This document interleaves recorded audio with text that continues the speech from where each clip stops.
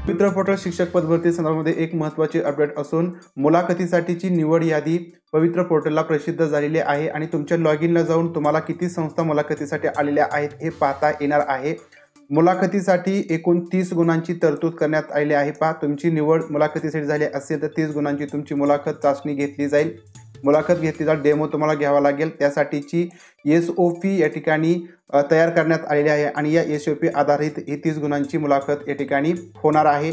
एकूण जागा 4879 रिक्त जागा होत्या, त्यापैकी 1096 व्यवस्थापन म्हणजे या संस्था होत्या आणि या सर्व संस्थांच्या या जागा आहेत। या जागांवरती तुमची मुलाखतीसाठी शिफारस करण्यात आलेली आहे। आता एकूण 11 शैक्षणिक संस्था अशा होते की त्यांनी काही कारणामुळे या ठिकाणी ज्या काही जागा वगैरे आहेत तर त्याच्यावरती निवड करण्यात आलेली नाही। एकूण 43 पदांसाठी या ठिकाणी ही निवड करण्यात आलेली नाही, त्याच्यामुळे या जागा यामधून कमी करण्यात आलेल्या आहेत आणि याची माहिती पोर्टलवरती प्रसिद्ध करण्यात आलेली आहे की कोणकोणत्या संस्था आहेत। त्याच्यामुळे जर तुम्ही या संस्थांपैकी पसंतीक्रम दिलेले असतील तर या संस्थांचे पसंतीक्रम तुमच्या त्या मुलाखतीमध्ये येणार नाहीत।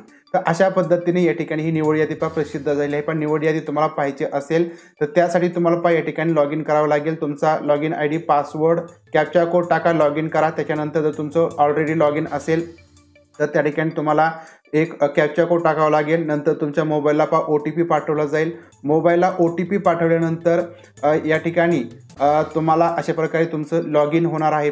लॉग इन झाल्यानंतर या ठिकाणी तुम्हाला ॲप्लिकंट रिकमेंडेशन स्टेटस यावरती क्लिक करायचं आहे। तर लक्षात ठेवा, ॲप्लिकेशन फॉर्मच्या खाली ॲप्लिकंट रिकमेंडेशन स्टेटस यावरती तुम्ही क्लिक केलं, याच्यावरती क्लिक केलं की या ठिकाणी तुम्हाला विथ इंटरव्ह्यू हा ऑप्शन चूज करायचा आहे।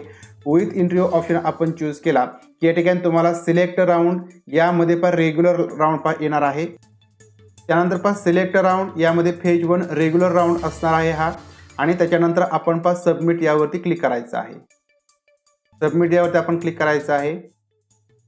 त्यानंतर या ठिकाणी तुमचं नाव वगैरे येणार आहे। नंतर आपण व्ह्यू रिकमेंडेड इन्स्टिट्यूट लिस्ट यावरती क्लिक करायचं आहे।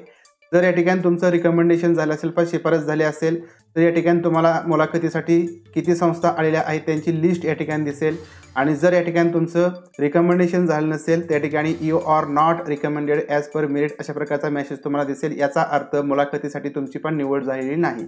आता या ठिकाणी बऱ्याच जणांना मार्क्स असून सुद्धा त्यांची निवड झालेली नसेल, तर याचा अर्थ असा आहे की या ठिकाणी समजा तुम्ही 6वी ते 8वीला तुम्हाला कितीही मार्क असले, 110 असतील, 112 असतील, म्हणजे 112 मार्क असणाऱ्या OBC कॅन्डिडेटचं निवड ही मुलाखतीसाठी पास झालेली नाही। याचं कारण म्हणजे लक्षात ठेवा, जागा या आपण म्हणू की संस्थेच्या जागा कमी होत्या। म्हणजे तुमची कोणतेही असो, तुम्ही TET पास असा, CTET पास असा, या ठिकाणी जर जागा कमी असतील तर या ठिकाणी या गोष्टी होणार आहेत। त्याच्यामुळे जरी तुम्हाला मार्क जास्त असतील तरीही या ठिकाणी तुमचं रिकमेंडेशन पास झालेलं नाही। याचं कारण म्हणजे जागा आणि सगळ्यात महत्त्वाचं म्हणजे संस्थेचा कॉमन रोस्टर, कारण त्याच्यामध्ये जागा कुठल्या विषयाला किती आहेत, विषयाला जागा असेल तर ते नेमकी कोणत्या कास्टला आहे या ठिकाणी माहिती नव्हतं। परंतु ओपनची जागा एखाद्या ठिकाणी असेल तरीही प्रेफरन्स आहे तो सर्वांना येतो आणि त्याच्यामुळे लक्षात ठेवा हे जे मेरिट आहे ते अशा प्रकारे जास्त लागलेलं आहे आणि हे या ठिकाणी गृहीत असतं। या ठिकाणी मुलाखतीसाठी जे मेरिट आहे जास्तच लागतं। याचं कारण म्हणजे की या ठिकाणी आपण म्हणूया की TET आणि CTET पास असणारे समजा किंवा D.Ed धारक असतील, B.Ed धारक असतील, 1ली ते 8वीचं जे मेरिट असतं, जिल्हा परिषद असतील किंवा इतर कोणत्याही स्थानिक स्वराज्य संस्था असतील त्याच्यामध्ये जागा जास्त असतात आणि त्याच्यामुळे त्याचं मेरिट कमी येतं।